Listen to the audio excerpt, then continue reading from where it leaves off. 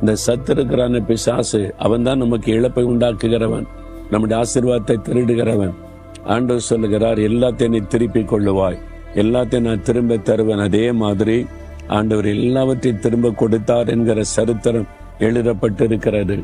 உங்க வாழ்க்கையில இழந்து போன வேலையை நீங்க திரும்ப பெற்றுக் கொள்வீங்க, இழந்து போன சொத்துக்களை திரும்ப பெற்றுக் கொள்வீங்க, இழந்து போன சரீர ஆரோக்கியத்தை திரும்ப பெற்றுக் கொள்வீங்க, இழந்து போன உறவுகளை திரும்ப பெற்றுக் கொள்வீங்க, இழந்து போன ஊழியத்தை திரும்ப பெற்றுக் கொள்வீங்க.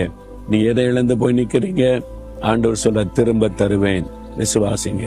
நாம் இழந்து போனதை நமக்கு திரும்ப கொடுக்கத்தான் இயேசு சிலுவையில எல்லாவற்றையும் இழந்து போனவராய் தொங்கினார்.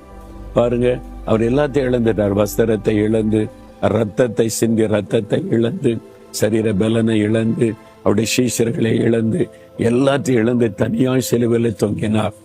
இழந்து போன நிலைமையில் இருக்கிற நமக்கு நாம் இழந்து போனதை திரும்ப கொடுக்க அவர் தன்னை சிலுவையில் ஒப்பு கொடுத்தார். உங்களை நேசிக்கிறார். நீங்க இழந்து போனதை திரும்ப தருவார். விசுவாசிங்க. இன்றைக்கே அது ஆரம்பிக்கும். இன்றைக்கு அதற்கான சூழ்நிலைகள் மாறும். இன்றைக்கு ஆண்டவர் அற்புதம் செய்ய ஆரம்பிப்பார். விசுவாசிக்கிறீங்களா? அப்ப சொல்லுங்க, ஆண்டவரே, நான் இழந்து போனதை திரும்ப தருவேன்னு நீங்க வாக்கு கொடுத்திருக்கிறீங்க. நான் அதை விசுவாசிக்கிறேன். நான் இழந்து போன எல்லாவற்றையும் எனக்கு திரும்ப தருவீர், திரும்ப தருவீர். அதுக்குத்தான் நீங்க சிலுவைக்கு போனீர். நான் விசுவாசிக்கிறேன், அந்த அற்புதத்தை எதிர்பார்க்கிறேன், எல்லாவற்றையும் திரும்ப பெற்றுக்கொள்ளுவேன். இன்றைக்கு அதுக்கான அடையாளத்தை நான் காண்பேன். எனக்கு அற்புதம் செய்கிற இயேசுவுக்கு ஸ்தோத்திரம், ஸ்தோத்திரம்.